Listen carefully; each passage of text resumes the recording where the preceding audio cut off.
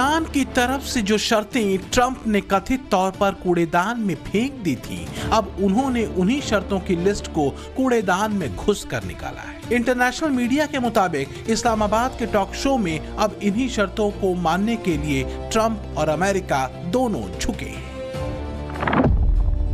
शांति वार्ता में ईरान ने अपनी कुछ मांगे रखी हैं, जैसे अमेरिका ईरान की फ्रीज संपत्तियों को वापस लौटाए, ईरान की 6 अरब डॉलर की संपत्ति फौरन रिलीज करे। इतना ही नहीं, ईरान ने यह भी साफ कहा कि अमेरिका फर्स्ट नीति पर सीजफायर नहीं होगा।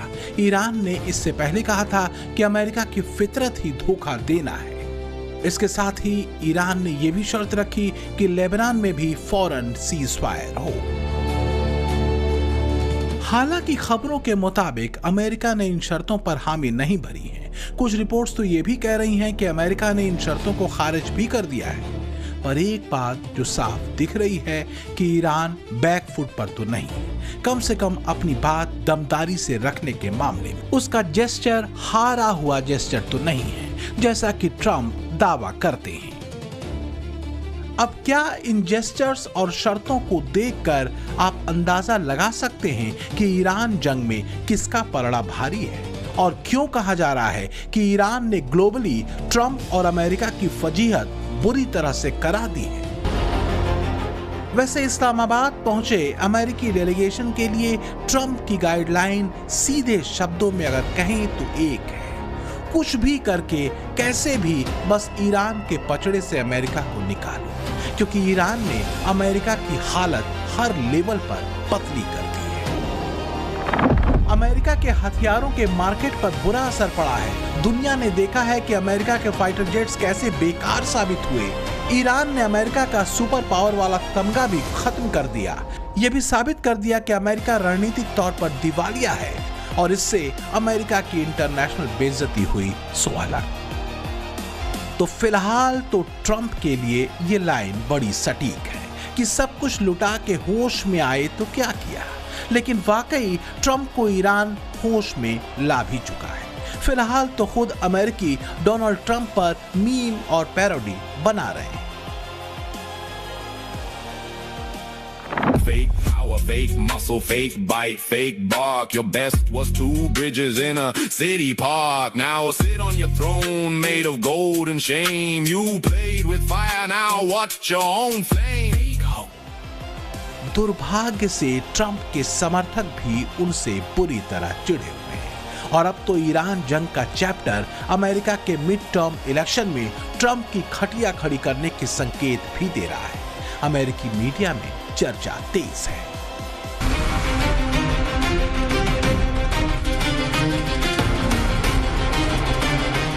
दुनिया संकट के दौर में है। मिडिल ईस्ट के तनाव ने, ईरान युद्ध ने दुनिया को अनिश्चितता से भरे दौर में ला खड़ा किया है। इस अनिश्चितता ने वैश्विक शांति को खतरे में डाल दिया है। इस्लामाबाद में पाकिस्तान की मध्यस्थता में ईरान अमेरिका के बीच बातचीत चल रही थी और उधर इजराइल ने ताबड़तोड़ हमले लेबनान में हिजबुल्लाह ठिकानों पर किए।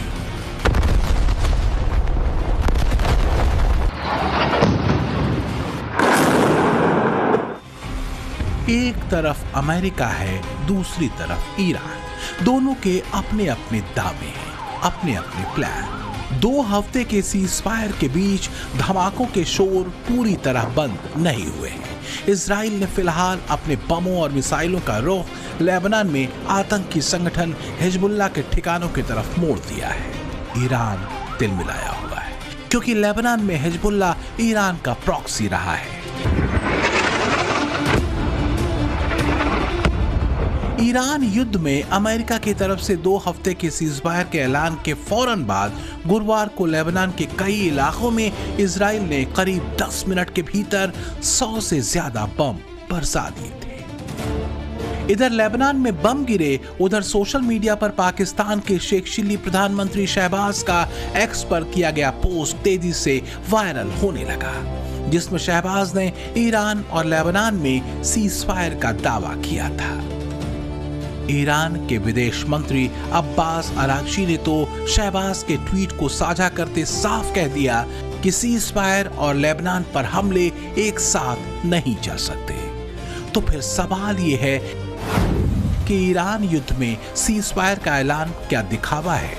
मुनीर शहबाज ने ट्रंप से कोई सेटिंग कर ली या शहबाज ने धोखेबाजी से लेबनान का नाम जोड़ दिया? अगर इन 3 सवालों में से एक भी सवाल का जवाब हां है तो शहबाज मुनीर का मुर्गा बनना तय है, फिर चाहे उन्हें मुर्गा ईरान बनाए या फिर ट्रंप। सच ये है कि पाकिस्तानी भी शहबाज की कारस्तानी पर भड़के हुए हैं। सीज़फायर पर उन्हें शहबाज का खुद का पीठ थपथपाना याद आ रहा है। वैसे पहली बार पाकिस्तान में मुल्ला मुनीर के पिट्ठू के नाम से मशहूर शहबाज ने आधी बात सच कही है, क्योंकि पहले दुनिया इन दोनों को इंटरनेशनल मंचों पर भीख मांगते ही देखती थी, लेकिन 30 मार खां बन रहे शहबाज मुनीर को लेबनान सीज़फायर वाले मामले पर अमेरिकी उपराष्ट्रपति जेडी वेंस ने टका सा जवाब दे दिया। ईरान अपनी शर्तों पर कायम है, वो पीछे हटने वाला नहीं। मुल्ला मुनीर और शहबाज की जोड़ी की ब्रोकरशिप भी ऐसा लगता है फ्लॉप साबित होने वाली है। ईरान के बेखौफ लीडर्स और उनकी स्पष्टवादिता को देखकर कुछ इंटरनेशनल एक्सपर्ट्स तक ये कह रहे हैं कि ट्रंप का सामना दूसरी बार एक कड़वे, कसैले और तीखे सच से हो चुका है, और ये सच अमेरिका की छवि से लेकर ट्रंप की राजनीति तक पर भारी पड़ने वाला है।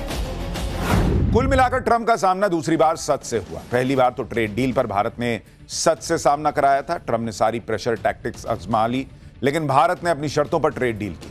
अब दूसरी बार ट्रंप का सच से सामना हुआ पावर पोस्चरिंग। ईरान डटा रहा, ट्रंप की हर धमकी का रॉकेट बनाकर मिडिल ईस्ट के अमेरिकी बेसिस पर बरसाता रहा। आखिरकार हुआ क्या? हुआ यह कि ईरान की शर्तों पर सीज़फायर के ऐलान के बाद बातचीत की टेबल पर अमेरिका को आना पड़ा। ठीक है कि आपने ईरान के सर्वोच्च नेता को मार गिराया। ट्रंप दावा करते हैं कि ईरान की नेवी, एयरफोर्स सब खत्म कर दी, उसकी टॉप लीडरशिप खत्म कर दी, ईरान को 50 साल पीछे धकेल दिया।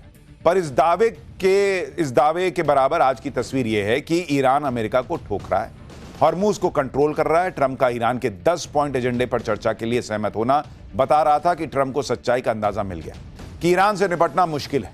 सच यह है कि ट्रंप ने अगर ईरान को 50 साल पीछे धकेल दिया, जैसा कि वो दावा करते हैं, तो ईरान ने भी अमेरिका को हाल फिलहाल में पहले विश्व युद्ध के बाद हुए ब्रिटेन के हाल जैसा कर दिया है क्या? दूसरी बार सत्ता में आने के बाद से ही ट्रंप के तेवर 7वें आसमान पर रहे। एक ऐसा शख्स जिसने किसी पर भरोसा नहीं किया, आज दुनिया का सबसे अविश्वसनीय किरदार बन चुका है। विश्लेषक कहते हैं कि आज की तारीख में भाषा, भाव और भावनाएं तीनों ही स्तरों पर ट्रंप अहंकार से भरे हुए हैं, और ट्रंप का यह अहंकार दूसरी बार उनके सत्ता संभालने के फौरन बाद सामने आ भी गया था, जब मैक्सिको, कनाडा तक को उन्होंने धमकाना शुरू किया था। तो क्या एक सुपर पावर कहे जाने वाले देश की कमान संभालने के बाद ट्रंप शक्ति संभाल नहीं सके? वो शक्ति के उन्माद में फंस गए। बीते करीब 2 सालों में ट्रंप के अहंकार ने पूरी दुनिया को एक अलग तरह के तनाव और अनिश्चितता के दौर में धकेल दिया है। पहले दुनिया के देशों पर अवैध टैरिफ लगाया, जिसमें भारत भी शामिल था। ट्रंप ने टैरिफ ब्लैकमेलिंग के जरिए ट्रेड डील को लेकर प्रेशर बनाने की भरपूर कोशिश की। यहां तक कि भारत समेत कई देशों की विदेश नीति में हस्तक्षेप तक करने की कोशिश ट्रंप ने की। मेक अमेरिका ग्रेट अगेन कहकर उन्होंने राष्ट्र हित नहीं बल्कि अपने परिवार के हित को चुना और क्रिप्टो करेंसी के कारोबार और अपने परिवार के कारोबार को बढ़ाने के लिए आतंकवाद तक से समझौता कर लिया और मुनीर और शहबाज की गोद में जा बैठे। ट्रंप का सच से पहला सामना भारत ने कराया, जब रूस के तेल को खरीदने को लेकर ट्रंप ने भारत पर 50% का अवैध टैरिफ लगाया था। नतीजा यह हुआ कि पीएम मोदी ने अमेरिकी मार्केट का विकल्प खोजा। यूरोपीय संघ समेत मिडिल ईस्ट और ब्रिटेन तक से ऐतिहासिक ट्रेड डील भारत की हुई। पुतिन और मोदी की दोस्ती इंटरनेशनल मीडिया में सुर्खियां बनी। यहां तक कि भारत के साथ ट्रंप की नीति को लेकर अमेरिका में ट्रंप की खूब आलोचना हुई और ट्रंप का ग्राफ तेजी से गिरा भी। कुछ ऐसा ही हाल ईरान युद्ध के आज के दौर में भी अमेरिका में ट्रंप का हो चुका है। रॉयटर्स और इप्सोस पोल में ईरान युद्ध शुरू होने के करीब 1 महीने बाद हुए सर्वे में ट्रंप की अप्रूवल रेटिंग गिरकर 36% हो गई, जबकि 61% अमेरिकियों ने ईरान के साथ युद्ध का विरोध किया। ईरान जंग में ट्रंप ने वहां के सर्वोच्च नेता अली खामेनेई को मार गिराया। ट्रंप दावा करते हैं कि उन्होंने ईरान की नेवी एयरफोर्स खत्म कर दी, उसकी टॉप लीडरशिप खत्म कर दी, ईरान को 50 साल पीछे धकेल दिया। पर इस दावे के बराबर आज की तस्वीर यह है कि ईरान अमेरिका को ठोक रहा है। ट्रंप को सच्चाई का अंदाजा लग गया है कि ईरान से निपटना मुश्किल है। सच ये है कि ट्रंप ने अगर ईरान को 50 साल पीछे धकेल दिया, जैसा कि वो दावा करते हैं, तो ईरान ने भी अमेरिका का हाल पहले विश्व युद्ध के बाद हुए ब्रिटेन के हाल जैसा कर दिया है। 1914 से 1918 के बीच प्रथम विश्व युद्ध में ब्रिटेन की सत्ता पहली बार लड़खड़ाई थी, क्योंकि युद्ध के खर्चे ने उसकी अर्थव्यवस्था को बुरी तरह कमजोर कर दिया था। इससे उसकी औपनिवेशिक पकड़ ढीली पड़ने लगी। और फिर 1939 से 1945 के बीच चले दूसरे विश्व युद्ध ने ब्रिटेन की वैश्विक सत्ता और शक्ति दोनों को तबाह किया। वित्तीय रूप से ब्रिटेन बर्बाद हुआ और उसके खिलाफ दुनिया भर में आवाजें उठने लगी। अब यही हाल अमेरिका का ट्रंप ने कर रखा है। अमेरिका में महंगाई ने अब तक का रिकॉर्ड तोड़ा है। अमेरिकी गुस्से में है और ट्रंप दुनिया और ईरान के निशाने पर। ईरान की शर्तों में लेबनान में हिजबुल्लाह के ठिकानों पर किए जा रहे इजरायली हमले पर सीजफायर करना भी शामिल है। इजराइल को इससे फर्क नहीं पड़ता। हिजबुल्लाह से लेकर हूती और हमास तक को वो यहूदियों के गुस्से की आग में जला देने का संकल्प लिए मैदान में है। इधर इस्लामाबाद पहुंचने से पहले अमेरिकी उपराष्ट्रपति जेडी वांस कह चुके हैं कि सीज फायर सिर्फ ईरान के लिए था, लेबनान उसमें नहीं था।